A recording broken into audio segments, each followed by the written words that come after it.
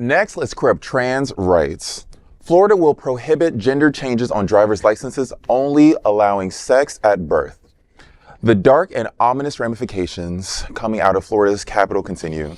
A controversial move by the Florida Department of Highway Safety and Motor Vehicles is generating significant criticism and sparking a broader discussion on individual rights.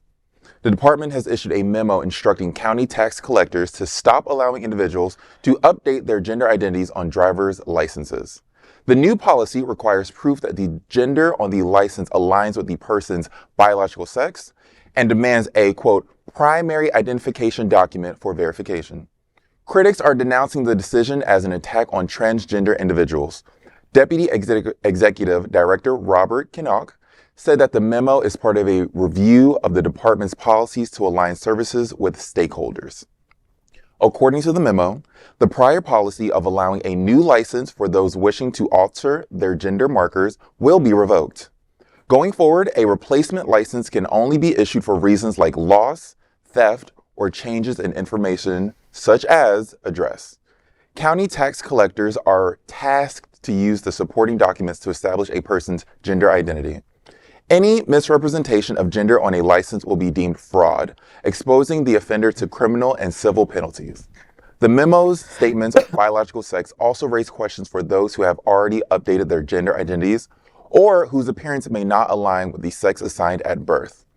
Florida Representative Anna Escamani was the first to bring attention to the memo. She calls it an attack on the transgender community. The Florida Democratic Party and local LGBTQ+ organizations also condemned the policy.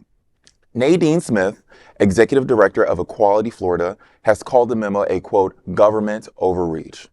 Now, just off of who I've spoken with on this issue, because it's been on social media literally all day long. Yeah. I literally have an acquaintance of mine who is a trans male, and he has no idea what to put on his license.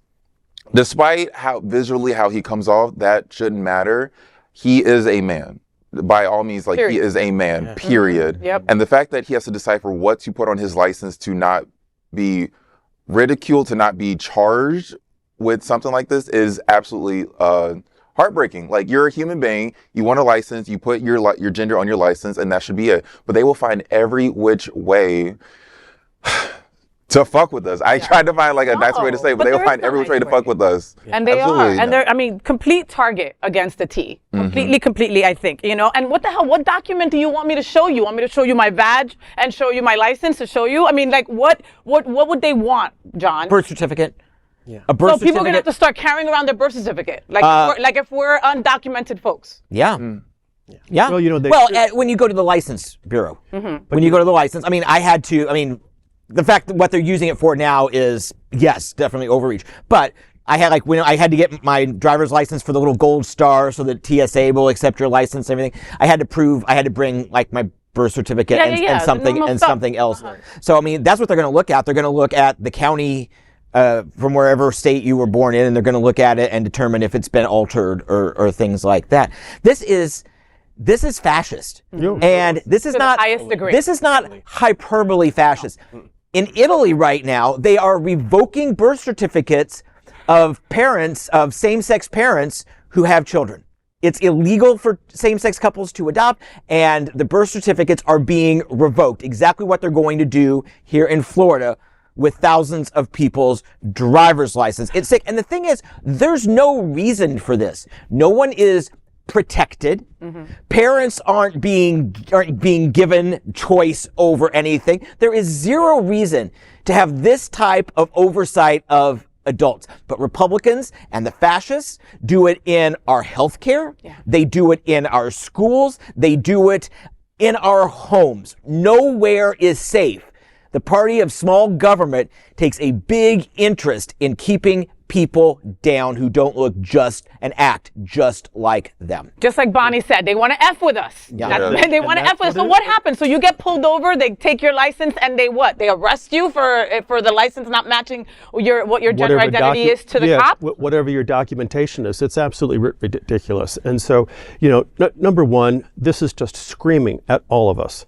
Vote vote, vote, vote, vote, because these are the people who are making these kind of changes. Number two, if there's a document out there, remember a birth certificate is a legal document just like any other document. Why don't they create a document that says that somebody has a different gender than they had that was assigned to them at birth? Why does it have to rely upon something that was made 20 years ago, 30 years ago by somebody else before the person was more than a week old? Yeah. Why can't you actually go down the path of being able to substantiate who you are? And actually a driver's license, for many years when people changed their gender on a driver's license, it was the only portable proof that they had that was their new gender. And now they're taking that away from them because it was the most likely document for them to have with them. Yeah. But again, the state legislature can make these changes, and it depends upon who's there, and you can see what they're trying to do. And you know what breaks my heart is thinking of the people in our community that have already changed their gender officially, right? Yeah. And worked so hard and jumped through hoops because they don't make that easy. No. No. It's ridiculous. It's very curious that our fellow governor drops out of the race and all of a sudden he's back attacking us. Back to us.